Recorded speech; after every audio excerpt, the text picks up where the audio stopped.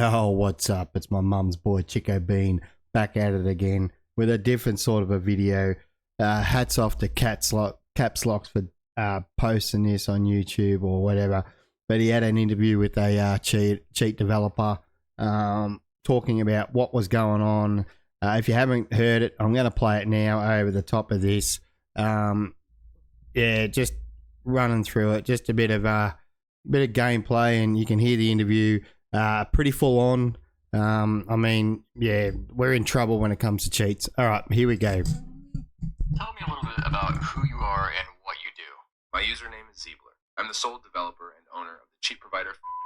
Most of my everyday life is spent researching, reverse engineering, developing cheats, and selling them. How long have you been creating cheats, and how long have you been creating Call of Duty cheats? I've been involved in cheat development in general for more than 10 years. I've been developing cheats for Call of Duty for a few years. So why are cheats able to go undetected for so long? A lot of people think that Ricochet can simply buy undetected cheats and detect them, but it isn't that easy. I make unique bypasses and focus on security so that it's hard for the anti-cheat team to reverse engineer our unique bypasses and see how they function. It is incredibly hard to reverse engineer most cheat software, and even if they get the job done, it wouldn't necessarily be clear to the anti-cheat team how they could implement a reliable detection without false positives. So what does the Call of Duty anti-cheat actually do? Ricochet collects data from players such as hardware identifiers and information on running processes. It also monitors components of the Windows operating system that are often abused by cheaters. The anti-cheat does what it can to protect access to the game's memory, which includes useful information such as player locations. Ricochet's driver protects itself and other components of the anti-cheat, and is usually used for targeted detections of cheat providers selling kernel cheat software. Ricochet's server-side component evaluates available information for Call of Duty players and issues them shadow bans if it's deemed necessary.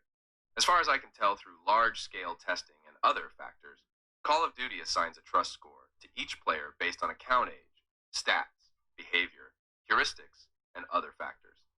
This trust score determines how many reports a player needs to be shadow banned. New accounts have a very low trust score by default, which is why new players who get reported a few times will be shadow banned. Extremely low trust score can result in kill limits and disconnects. Is Ricochet anti-cheat as good as it should be, or as good as it could be? Ricochet is an extremely bare anti-cheat. Ricochet does not include several critical generic detections for internal and external cheats. Ricochet does not include any detections at all, or even flags, for DMA cheating, or other novel methods of cheating, such as computer vision-based cheating.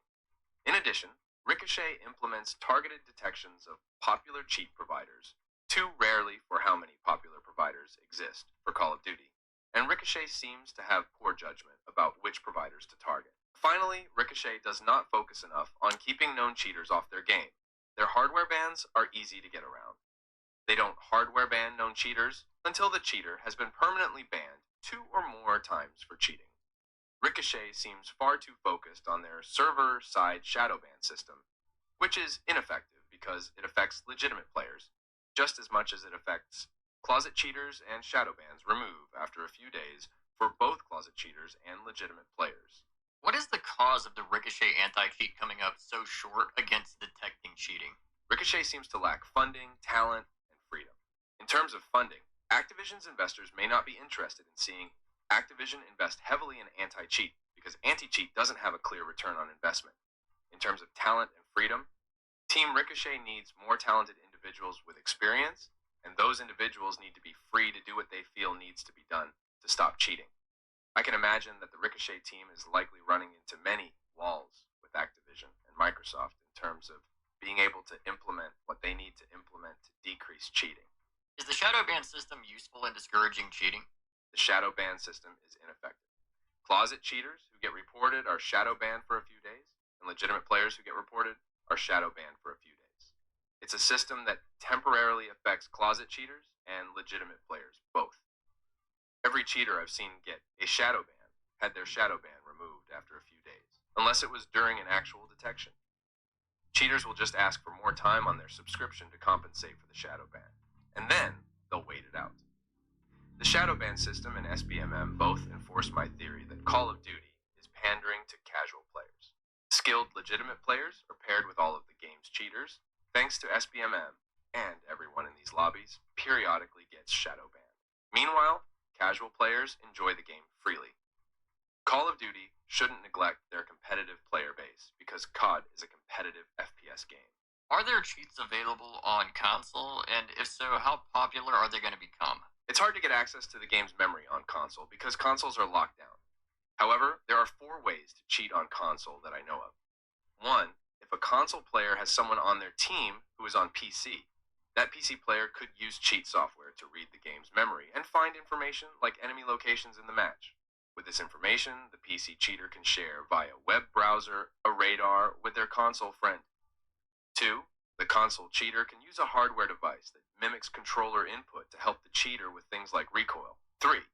The cheater can capture their gameplay and use a computer vision object detection model to identify enemies on the screen.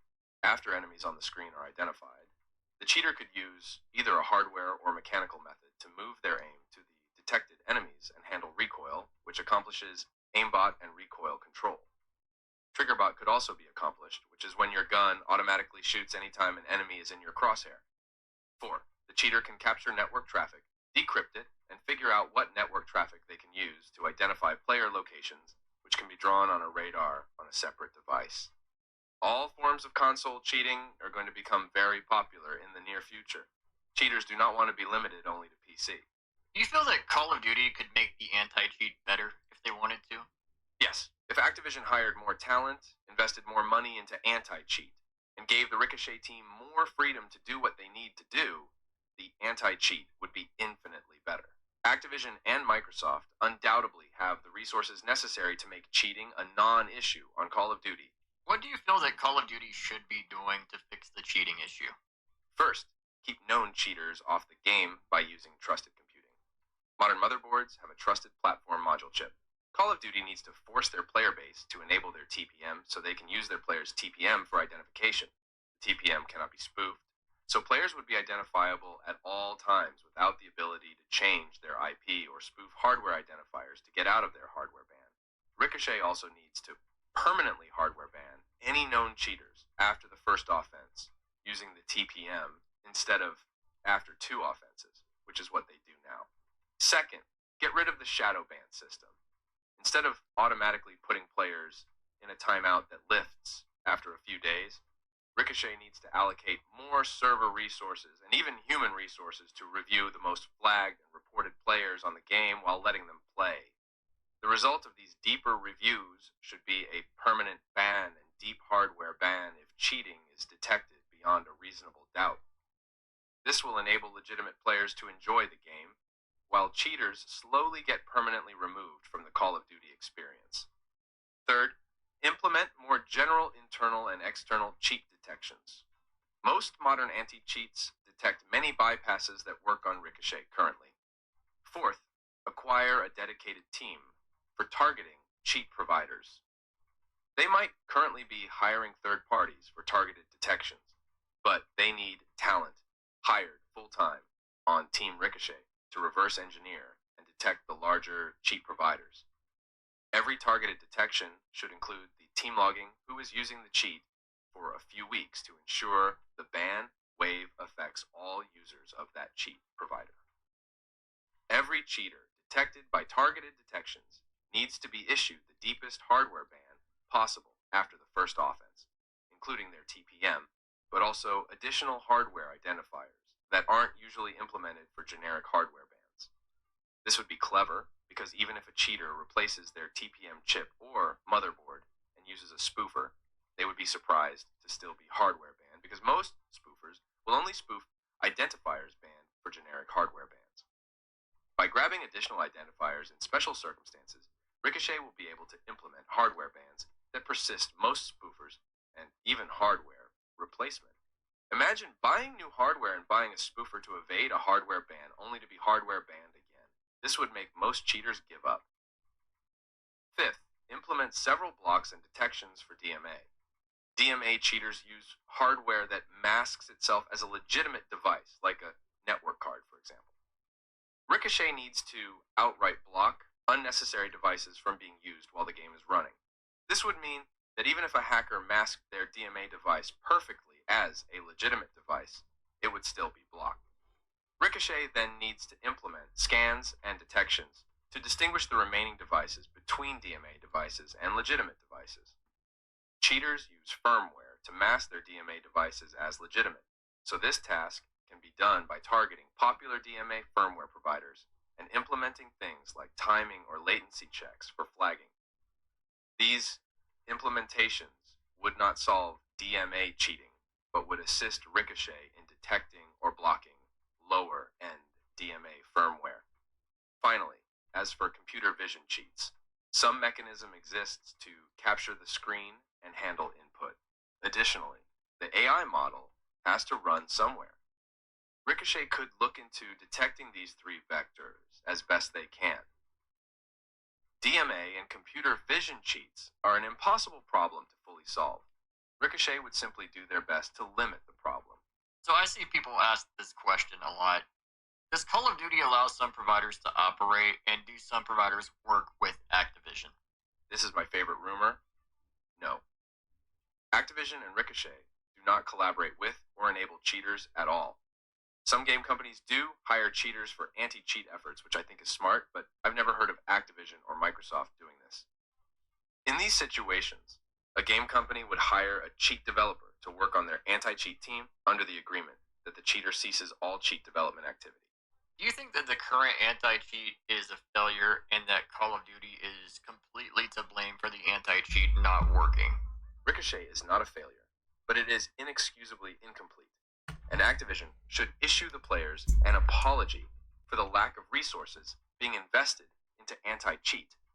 They should then convince their investors that investing in anti-cheat will have an indirect return and move forward with hiring more talent and paying them well. Activision should also consider hiring cooperative cheat developers that they discover the identities of instead of attacking them.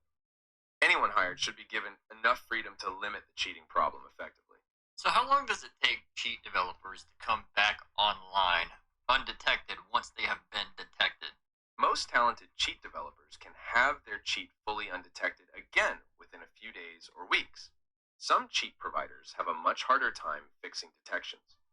It depends on the cheat developer and what methods they use to figure out what component of their cheat was detected. I can't go into too much detail here because I'm really protective of the methods I use to stay ahead of Ricochet.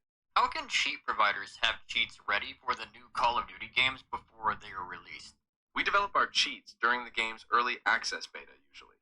We have customers who pre-order the game for us and pass access to us. The engine, game, and security changes between each new Call of Duty title are similar enough that it's very easy to add support for a new game. For the last 3 Call of Duty releases, it took me a few hours or less. What percentage of PC players do you think are using cheats on Call of Duty? I have no idea what percentage of PC players are cheating. At any given time, tens of thousands at least. The game has more legitimate players than cheaters, obviously, but in a game of Warzone, for example, it only takes one cheater to ruin the competitive integrity for all 100 or more other players in the lobby. Now here's a question I know people want to know. Do you know if there's any high-profile content creators or streamers using cheats? I get asked this a lot, but the boring truth is that high-profile people do not tell me who they are. They buy my cheats using throwaway email addresses and pay with Bitcoin. I don't ask my customers for any personal information at all. I do get asked by customers for my advice regarding cheating while streaming or cheating in tournaments, but I am never sure if the person asking me these questions is a high-profile creator or streamer. Sometimes people ask me to make them a custom private cheat, but I explain to them that even high-profile cheaters just use publicly available cheats with good records. The custom private cheats, for sale all over Discord, for example, are just scams. They are copy and pasted projects being marketed as private options for streamers. It's completely bogus. A truly unique bypass and cheat takes immense effort to make, and a quality cheat being used by thousands is safer than a crap cheat being used by one. Do you expect Call of Duty to actually improve their anti-cheat anytime soon? I don't think so. Anti-cheat is not profitable in a measurable way. Anti-cheat requires complete passion and dedication to stopping cheaters. Activision is a public traded company that was just acquired by another publicly traded company. I do not think this idea of spending millions of dollars on a proper anti-cheat without any measurable return on investment would appeal to either company. Meaningful anti-cheats are created by companies who throw away the concept of profit and become determined to stop cheaters for the sake of their gain. So we mentioned DMA earlier. So what are DMA cheats and how does it work? Let's talk about making a cheat right now. I need access to the game's memory, right? I need to read it because the game's memory tells me everything I need to know. It tells me where the enemies are, where I am.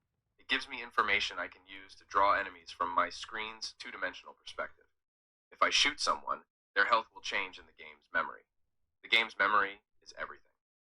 Well, with DMA cheating, I put a DMA board into my computer running the game. The DMA board is just a hardware board that plugs into a PCIe slot on my motherboard. This board can read the game's memory in a way that is very hard to detect.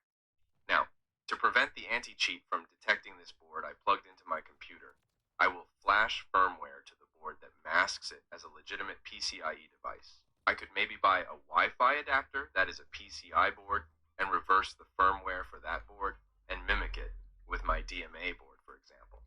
I then connect the cable to my DMA board and put that cable into another computer. This other computer is where my cheat software will run and use the game's memory that is reading from the board. I can then have a game memory-based cheat without anything changing in the memory of the game's computer. I could, for example, draw a radar on my second PC or any device I want showing my location and the enemy locations. If I really wanted to get advanced, I could use what's called a fuser to show my ESP over the game on the monitor I'm using to play the game. A fuser outputs your second computer's display output over your first computer's display output and then removes the color black. So I could draw my ESP with a black background on my second computer and then put it over my game display and remove the black background. What remains is ESP overlaying my game without any detection vectors because the fuser mimics my monitor. For aimbot and triggerbot, I can use a hardware device called a KM box. This device mimics one mouse input, when in reality my second computer's cheat software is helping me control my mouse. Could DMA cheats be detected with a proper anti-cheat? Riot Vanguard has done okay against poor to medium quality DMA firmware, particularly the mass sold options. DMA is very hard to stop entirely, but I think the best examples of anti-cheats in the world will give DMA cheaters a bit of trouble long term. Call of Duty is probably not going to do anything meaningful to stop DMA. Do you think that DMA will be the future of cheating in video games? DMA and computer vision cheats are the unstoppable future of cheating. So we spoke about computer vision earlier. So what is computer vision and how are cheat developers using it? Basically, you train an AI model to detect enemies in a video game. Then you use some undetected method for capturing the screen and another undetected method for input so that you can automatically detect enemies on the screen and aim at them with recoil control. Triggerbot is also possible. Is computer vision being used on PC or console or on both? It's being used on both. It will get better as the underlying technology advances. Cheaters are not advancing computer vision technology. Larger companies like car manufacturers are funding and advancing computer vision for use cases such as self-driving cars, and cheaters are utilizing publicly available releases for the purposes of cheating. One example is the "you only look once" model. Are DMA and computer vision being used now, and are they available from most cheat providers? DMA and computer vision are starting to become more widespread. In the near future, they will both be rampant. I don't think competitive integrity will ever exist in gaming, but the goal should be to limit the cheating problem as much as possible. What kind of anti-cheat would you need to detect computer vision? Any traditional anti-cheat would be fine, assuming the cheater is using only one device. If the computer vision cheat is running on the same computer as the game, the anti-cheat could just find it with the same methods it uses to find other types of running cheat software.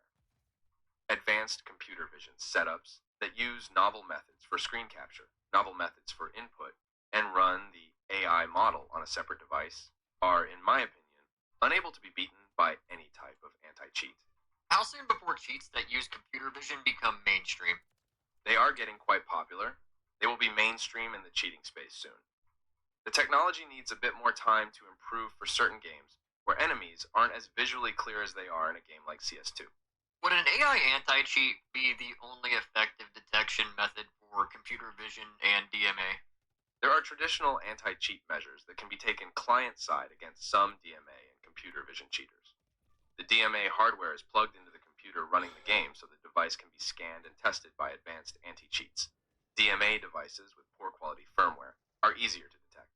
In terms of computer vision, the anti-cheat could look for methods of capturing the screen, influencing input, or the AI model itself if it's running on the same device as the game. The problems arise with advanced DMA firmware or advanced computer vision cheating methods. You could theoretically use hardware to capture your gameplay, hardware to influence your input, and run the AI model on a separate device. Doing this would be nearly undetectable, just like DMA cheaters with proper firmware and cheats that don't write to the game's memory are nearly undetectable. In these situations, cheating becomes a fact that gamers have to deal with. There is no magic server-side AI anti-cheat coming. Proper closet cheaters are indistinguishable from legitimate players, even when reviewed by AI. So that's pretty much the end of the interview. I don't know what else to say other than Call of Duty has some serious questions to answer right now. We just got more answers from a cheat developer than we have from Call of Duty in 4 years. So, whoa, there you go, mate. That is just absolute scary. What they can do and what they can do is just absolute bullshit. Yeah, I'm not sure what Activision or whoever's gonna do whatever. I don't know. It's unfortunately we're not in a good place. Not in a good place whatsoever with cheating and everything else. It's not in a very good place at all. But anyway, that is a interview that Caps Lock done. So shout out to Caps for putting that up. But yeah, hearing it from the horse's mouth, it's just ridiculous. Anyway, what do you do? And like to turn around now and say, oh, cheats on console as well. Wow. I mean, what hope you got? You don't trust anyone anymore. Who do you trust? You don't. Nobody with cheating.